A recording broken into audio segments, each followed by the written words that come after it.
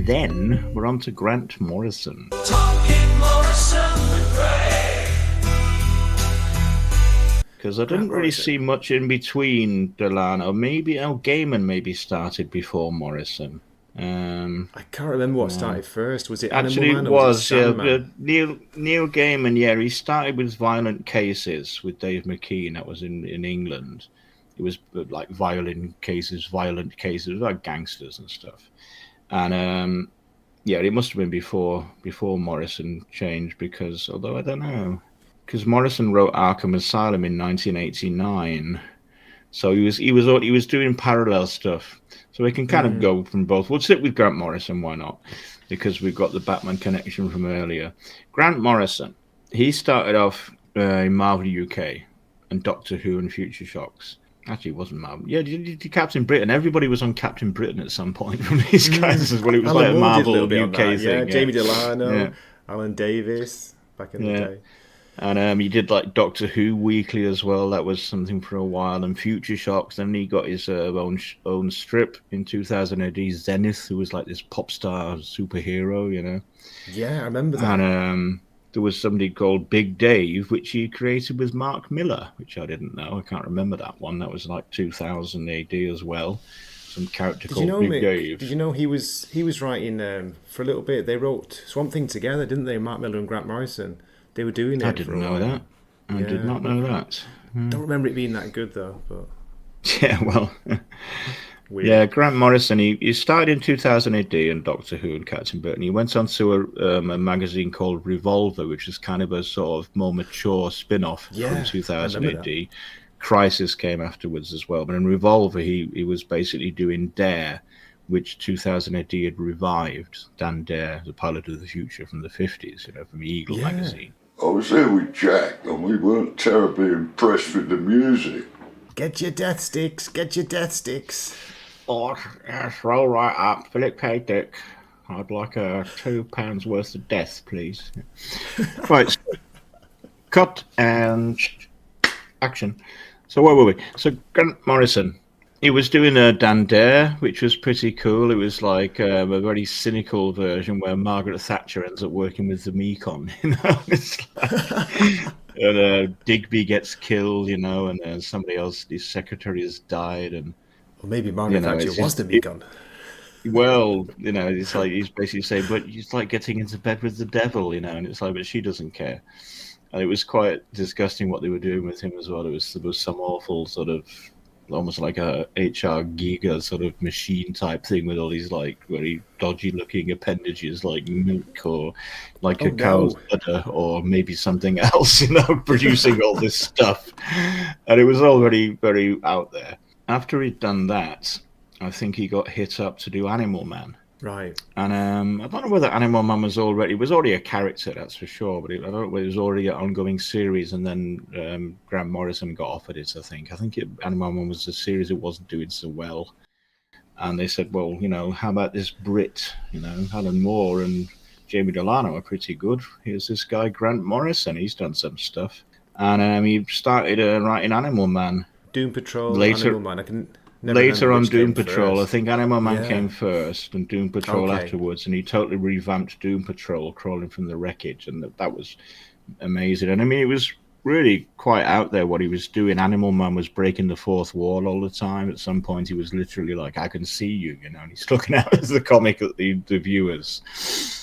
And I read an interview with Morrison. He said, technically speaking, there's a corner of my flat with a writing desk and a monitor and a PC, and a cat, which now belongs to DC Comics, because it's been drawn into the comic. And again, that was like, create their own, It's like I've got a picture of my flat in here, and now belongs to DC. Yeah, Morrison was a fascinating character because he said he got into comics because they would be used as ballast for the ships coming over from America. It was just like trash, and it would just weigh down the boat as ballast. And then, once he got them out, you got all these comics, might as well sell them, and that's how he got into them. And of course, he went on in leaps and bounds to become a huge star. But he started off with Animal Man, then he got Doom Patrol, at some point, 1989, Arkham Asylum with Dave McKean, who we know from the Hellblazer covers and from various other stuff. I think he was doing, he did Sandman covers later as well. Yeah, he did, yeah, in the beginning. Yeah. So, and a lot of the Hellblazer stuff was like, this is before Photoshop. He had like little models and stuff and would take photos and then put, drawings in them as well. It was all quite like a collage, of different media. Oh, yeah, those covers were awesome. I remember. Oh, they were yeah. really striking, weren't they, back in the day? Really stood out. Yeah, it definitely jumped off the shelf at you. Like, this is different. What's this? Brian Bolland was doing the Animal Man covers. They were kind of famous, weren't they? They were really Yeah. good. Oh, yeah, definitely. And later on, he again got his own title, The Invisibles, which, of course, you're reviewing all the time, ongoing with Jim. Invisibles Weird and Science Animal Man Comics. and Doom Patrol. Yeah, we do them all. Well, it's your, talking Morrison with Gray. Yeah. And he did various other little projects, We Three, which were about basically these animals, these pets that had been sort of manipulated. The brains had been manipulated to turn them into soldiers, but they broke out of the compound. And really he did good, Kill Your Boyfriend, which is basically just this girl on a road trip with a gun and stuff. So you steal a double-decker bus and weird stuff, And St. Swithin's Day, I think, was also Morrison, and that got a lot of criticism because it's about a guy who was planning to assassinate Margaret Thatcher. Oh, really? Yeah, and he gets really near it. to her. He gets really near to her and just goes like that. He's not got a gun, but he just goes like that. I could have had you, and the police will get him and that. And that got a lot of criticism. And Sea Guy was another one that was just a weird kind of superhero guy in a scuba diving suit. I can't quite remember what that was about. There was some sentient octopus or something. Sea Guy. Wow. Sea Guy. Yeah, Never read it. I've heard of it, though. So, and of course, he got into Batman by writing Gothic, which was the second story arc in Legends of the Dark Knight, which was the first solo Batman title since Action Comics or something, or not Action Comics, but detective, So which we've covered, by the way, on my channel. Me and Jim, we did Gothic as part of the Morrison podcast. yeah. It's really good. It's a weird story, Mick, isn't it? It is definitely. Mr. Whisper and all that. Yeah, Strange. I mean, Peter Milligan, again, who we'll get into later, he did also one with Batman. That was really weird. He was basically forcing Batman to go through this occult ritual, dance with a corpse, slit a child's throat and stuff. And it's like really clever the way he got Batman to do this stuff. He had to do a tracheotomy on a child. But anyway, that's Peter Milligan. Yeah, these Brits, they've all got a twisted sense of humour and a weird imagination. We're all secretly crazy on the inside. We look alright on the outside, but oh my god.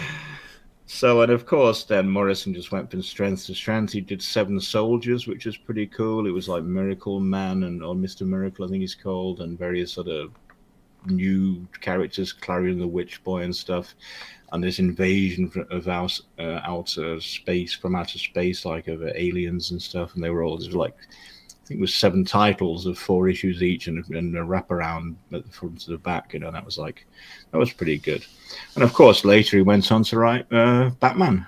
So that's much later now. Yeah, I really like that. It's a little bit divisive, that it surprised me. I love it, but some people don't like it at all. His take on Batman. But he was always a big fan of superheroes. Even he's written a book, actually, Super Gods, about superheroes. I've got that somewhere. It's been years since I read it. But also, even in the Animal Man thing, you've got the guy who's basically, he's a Native American, and he's basically Morrison's alter ego in the story. And he's locked up in an asylum. And he's like, they're all coming back. Well, maybe it's not him. It's some other characters locked up in an asylum. We like, just they're coming back. Jim.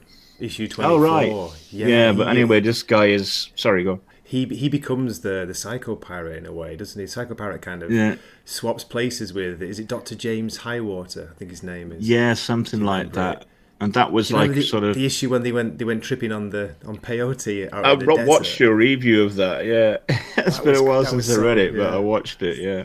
Really good. And really good. He was basically being prescient for the Crisis on Infinite Earths, which was coming, where they were doing a whole sort of rewind and new, tabula rasa, and like completely changed the continuity and stuff. And Morrison, of course, later on did various Crisis titles as well. He wrote the sort of the actual issues that would connect the various titles that were taking part in these, He's done a few, hasn't events, he? He did Final Crisis as well.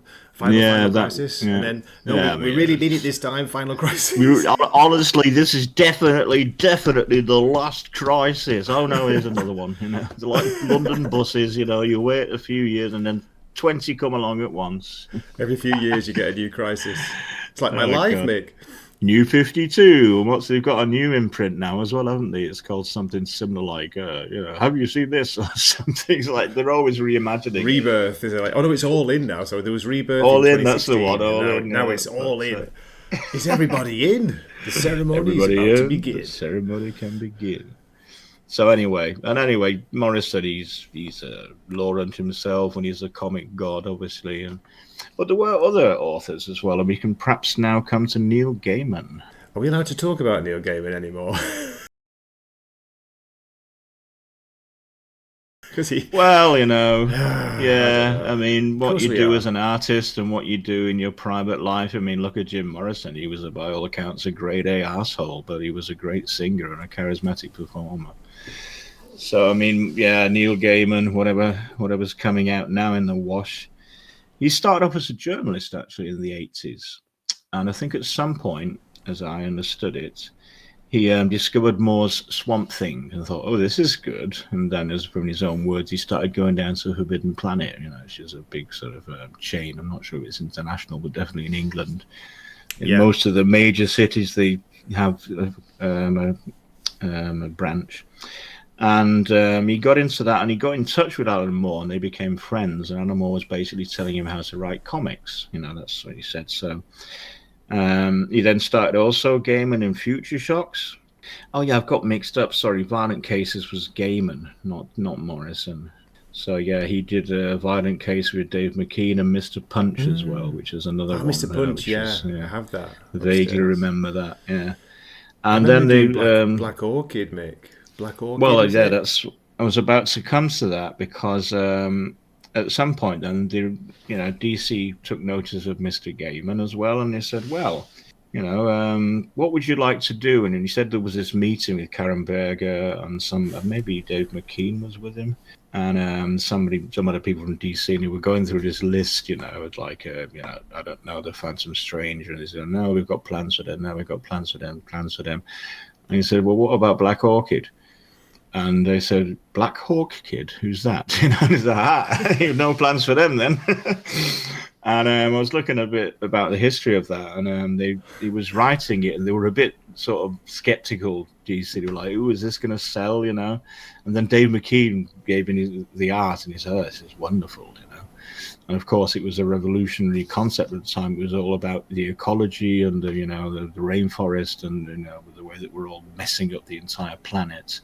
And it was a big hit, so it was a big seller. And after that, they gave him the Sandman with some of the characters that had been cut out of Black Orchid, apparently. And that was just amazing because obviously it was just fantastic. It was about 80 issues, I think they had. This whole idea of, dream, destiny, desire, delirium, the whole death, obviously. We've had our own spin-offs as well. Mm-hmm. And this whole family of the endless destruction who's gone missing somewhere, which is probably why the world is in such a mess because he's wandering around. It was just amazing, the concept, Some of the stuff in the TV series was okay from the comics. Others was just like... But, like the serial killer convention where Stephen Fry's playing Fiddler's Green. That was quite cool. Yeah, They turn up at a cereal convention, and it's like there's no cereal, there's no Snap, Crackle, and Pop Ricicles. It's like, because they're all serial killers, And then Dream walks in, and they always basically just go, "You're all sad little people who have no meaning. You are not special." And they all kind of just leave, and some of them kill themselves in their cars. And that was like tapping into there was a big true crime thing at the time about serial killers, Always has been a big true crime thing, but serial killers were quite en vogue, if you like, in the 80s. And he was just saying that you were just sad little people who have no meaning. True crime. That's really popular with the podcasts at the moment, isn't it? I think it's probably the most popular topic for podcasts, yeah. That was a great story, the serial killers convention one. Yeah, really good. Yeah. Now Dream just comes in, and the way that because the Sandman, of course, was an earlier character. There've been various manifestations of the Sandman, and Gaiman just sort of weaves them all together. There's Wesley Dodds, who actually got his own series later.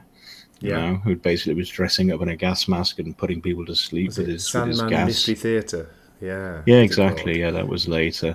And there was another Sandman who was basically running around with these nightmares. And in the comic, it was basically this kid who was being abused, that he would, flee into his dreams. And these nightmares had escaped from the dreamland and had basically occupied his head. And they were just going on adventures with him. And at some point, the Sandman turns up and sort of, okay, you two, back to the dreamland. What are you doing? Yeah, get back to the castle. We don't want to go. And that's also in the TV series. The TV series wasn't all bad. One of the worst things, though, was just having Death as a black woman instead of this pale goth. It's like, well, okay, it's like diversity, equality, inclusivity, fine, but Death does not look like that. Not in the comics. She was such an iconic, designed character. Yeah, exactly. It's just perfect. A pale goth with a whimsical sense of humor who just takes you away at the end of your life. And then it's like, what's this? This drippy butch black woman. It's like, no. Anyway, so that was obviously a huge success. What else did he write after that? The Corinthian, wasn't it? The Corinthian came into that. Oh, with with the eyes, the with serial the teeth in the eyes and eating the eyeballs. A great design. Oh, my God. He later on did other stuff, the Books of Magic miniseries. That was pretty cool, where he got all the occult characters from DC, a four-issue miniseries, where Constantine's taken this young, what's he called? I've got to remember his name now. Hunter. Tim something, Tim Hunter. Timothy Hunter, yeah. Wait a minute, Harry Potter. Well, somebody asked Gaiman in an interview, says, do you not think, perhaps if you'd been writing books, you would have perhaps been a lot richer by now? It's like, well, what are you going to do? What are you going to do? Of course, he went on to write lots of books, American Gods and stuff. But he also did one that I started reading and just thought it was crap, Marvel 1602, where all the superheroes were back in, the sort of founding time of America. I didn't enjoy it as well. I didn't. I've got it here, but I don't think it's that good. Yeah. And one of the first things, actually, one of his first books he wrote was an adaptation of his own screenplay for a BBC series called Neverwhere. You've got this alternative universe underneath London. But and Stardust as well he wrote, of course, and Good Omens, which I have a copy of with Terry Pratchett, So there's some good stuff in there. Obviously, he's concentrating now more on his novels, I would say, and of course he's got other worries at the moment. So less said about that, the better. So yeah, that was Neil Gaiman. One of the first ones I got into, Mick, was, you're probably going to bring it up now, is it Shade the Changing Man by Peter Milligan? Peter Milligan, exactly. That was a weird series. I don't know if I've ever really enjoyed that. I don't know. It was very strange, wasn't it? It was really out there. Because Shade was a Steve Ditko character from the 60s, and he was like, his meta powers, he came from a different planet and blah, blah, blah. And I've actually got one of the issues, the sort of debut issue, which was done by Ditko, and I'm sure Dick was doing on his own and was a writer as well. But then Peter Milligan just dragged up this character. He started again, 2000 AD, Eagle, Deadline, which was the independent comic where Tank Girl was first published. For some reason, I always thought he was Australian for years, Peter Milligan. I didn't know he was British for years. How crazy is that? Yeah. He wrote Bad Company, of course, for 2000 AD, which was like this group of sort of half mutant, half, mercenaries being sent off to war. He works on Crisis and Revolver, again, these spin-offs, sort of mature titles, spin-offs from 2000 AD. And then he was poached by DC and took over Shade. And I remember the first story was The American Scream, and it was basically based around Kennedy's assassination. And I can't remember the details. It's been a long time since I read it, but everything was, Nazi, wasn't there? That was the main character. I'm not sure. Yeah, it's a long time. He was going to be electrocuted, take the electric chair, and that's when Shade kind of came into his body. Oh right, yeah.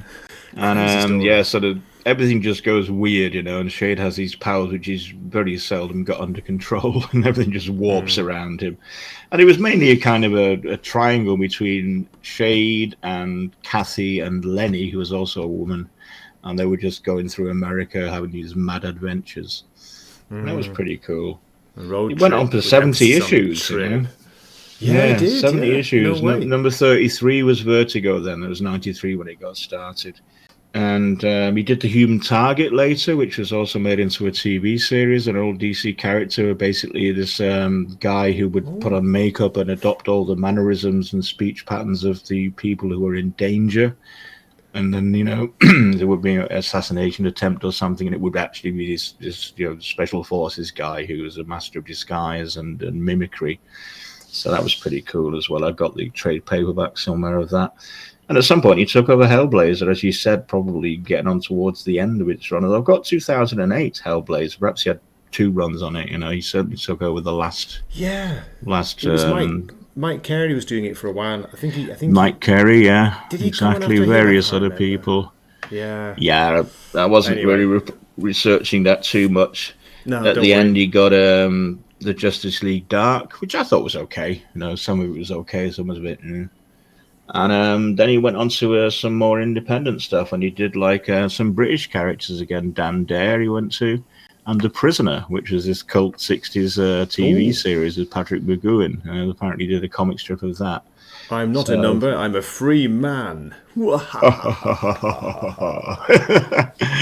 do you Who want? are you? You are number 6. You won't get it. So yeah, he did stuff like that. I'm not sure what he's up to these days, but that was basically the extent of my notes. But I think we covered most of the first wave of the Brits. Yeah. You got Alan Moore, James Delano, Grant Morrison, Neil Gaiman, and Peter Milligan, and also of course Dave McKean and Brian Boland, who were definitely there from the start. Yeah, they were the original ones, weren't they? Later on, you got some people like Mark Miller, Warren Ellis, Garth Ennis. Oh yeah, Warren Ellis did Transmetropolitan. I think that was in a different imprint that went bust, and it moved over to DC. And you've also got, of course, people like Kevin McCarthy. Was it Kevin McCarthy who did the League of Extraordinary Gentlemen? Or Kevin O'Neill. Kevin O'Neill, that was it, yeah. There's all these names to remember. Alan Moore and Kevin O'Neill. That came later, though, yeah. It wasn't do you DC remember, anymore. this isn't DC, I don't think. Do you remember Martial Law? That was Pat Mills and Kevin O'Neill. That's one of the first comics I remember. Yeah, buying by myself. I wasn't a big fan, I must admit. It's just it was obviously a satire, a bit like Judge Dredd, it was kind of Judge Dredd, wasn't it? Amped up to badass executioner. It's like, you are bad, I will kill you. Don't get a trial, no. Well, great art. Kevin O'Neill, good art. Yeah. But it was a very nice time to be reading comics when Vertigo was coming out, and later on there were a lot of really good titles, 100 Bullets, American Vampire, Scalped, all sorts of stuff that came out, and miniseries as well. Ghost Dancing was a Jamie Delano one, I think. And, Lucifer, Mike Carey was doing that. Lucifer, yeah. So there's again, if there's any demand for it, we could go a bit more into the later DC Vertigo stuff, because Vertigo didn't get started until '93. So again, Shade number 33 was Vertigo. The first 32 were just DC. And Karen Berger then decided, hey, we're going to do a mature imprint. It's like, these are definitely not for kids, or from a certain age at least. It's like for mature audiences. And so they could obviously do a bit more. You could expand the limits of what they could print there. Out of those ones that you've talked about, could you pick your favorite or your top 2 or top 3? Which ones? My favorite has to be Hellblazer. Because I really, once I got started on about the 5th issue, I just bought it until it finished, Wow. And I was never disappointed, It was, I sort of say, Garth Ennis got a little bit, let's go down the pub with the lads, it got a bit boring for a while. But he did have some good stories, especially his Dangerous Habits.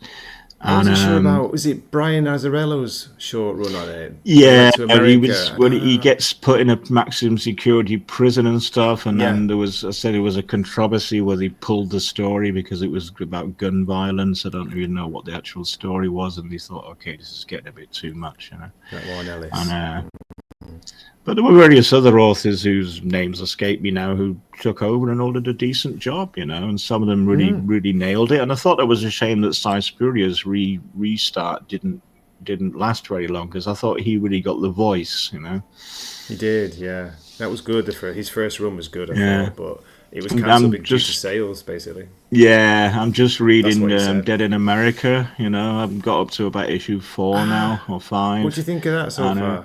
Well, it started. Somebody was reviewing it on Goodreads, and he said, "Good start, good finish, boring middle." It was planned as an 8-parter and should have stayed an 8-parter, not 11. So okay. I don't know. But it was going on from Spurrier's run on Hellblazer with the mute kid and the Scottish bouncer, as he called it, his security, and there were some good characters in there. Yeah, and some creepy stuff when he was doing the actual Hellblazer title as well. The ghosts in the park and the blood magician on the council estate and stuff. There's some good stuff in there and quite horrible. Yeah. So definitely Hellblazer is my favorite. I would say. He was part of my life for about 10 years. For sure. I was buying it until reading it until I moved over to Japan in end of 2002. So I loved it. I quite liked Paul Jenkins' run as well. After Garth Ennis, remember him? He went very kind of English, kind of, what's the word? Almost like not folky, but it was really like focused on the English myth. In England, England myths and stuff. And I mean, Sandman was a good title, and the stuff that I've read of the Swamp Thing run of Alan Moore, that was great.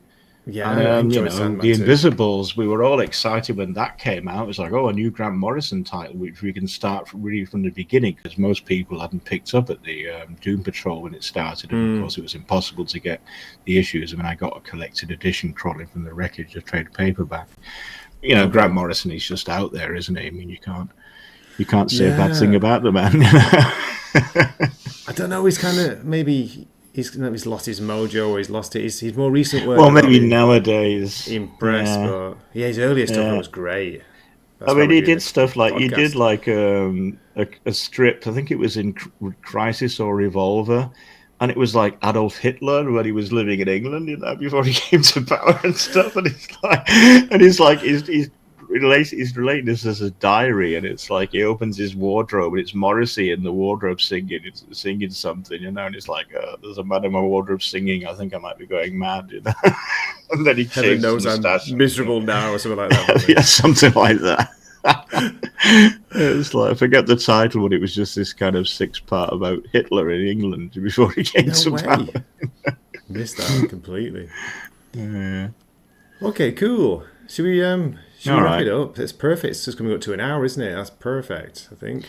Well, I hope it was okay for you, and that you did get a word in edgeways occasionally. Every now and then. I forgot to drop it. I've got all these notes. I had to talk about them. I don't have a clip of John Constantine. The closest thing I've got is this. This is the life, eh? Hey! Do you want to fight or something?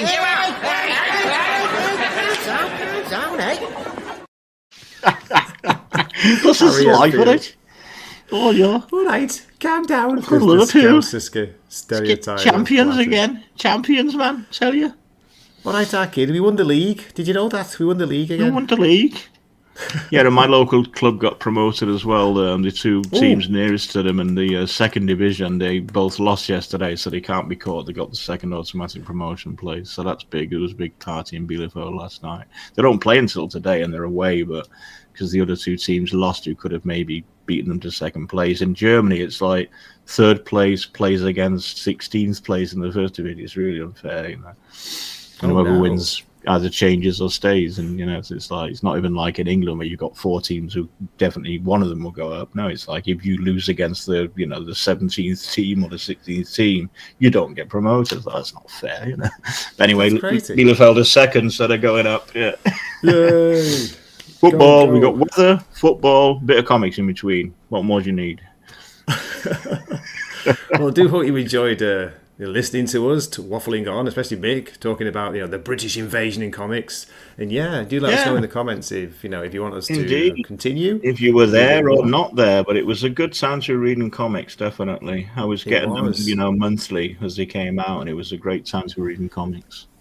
I think I was still reading Batman, but I pretty much dropped everything else apart from, I was doing Hellblazer, Sandman, Animal Man, Doom Patrol. I was doing them all, and Shade for a while. So it does mean a lot to me.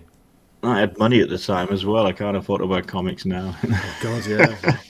I used to spend all my Saturday jobs wages on comics. Comics and crisps. When I had that job at Power Pulse, and it was like, got some comics, didn't get any money. And Dad's like, well, I'm not going to get away with life for that. Come on, put food on table. What with bloody comics? Well, I'm having fun. It's like 13, You can't eat them. What are you doing? Wasting your time. Comics rot your brain, Mick. That's what you're there for, to put food on table. I'm only 13. Anyway, I'm still enjoying reading stuff. I checked out Batgirl after your review, the first 6 issues, but it's like, it's like one secret society of ninjas against another and another and another. And oh, Brazil girl's got another daughter. It's like, I quite like the art in it. The first 6 issues, it was that Japanese artist, wasn't it? Takashi Miyazawa. He was good. And the latest one is a new artist. I quite liked it. Otherwise, you inspired me to check it out, but I was a bit like, well, it's okay, but. I'm not going to recommend anything to you anymore because you don't like your recommendations. Well, you can't help it. You did I watch your videos. You did like Paradise. Was it Paradise Gardens? Did you? Yeah. I saw your review. Fell a bit flat for me. Was it? It wasn't great. I was looking forward to it. It's like, he's writing something new. Gerard Way. Yeah. But anyway. I will still tune into your videos, nevertheless, even if you're only recommending rubbish. Rubbish! What do you think of it so far? Yeah, what do you think of it so far, Nick? What a lot of rubbish. Shall I play us out one of the songs? Play us out. I'll play you the different. There's a Morrison song that Jim made, which we don't often use. It's like it's nice. It's a little folky, psychedelic. So thanks so much for watching, folks. Thanks for watching. Drop a comment, and hope to see you in a future video. Matane. Take care.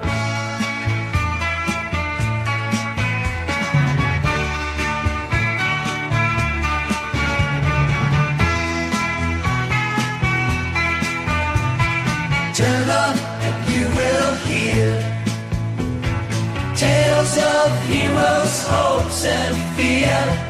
Better leave your notions behind. I'm here with great Japanese AI, and we'll talk about things guaranteed to blow your mind. The invisible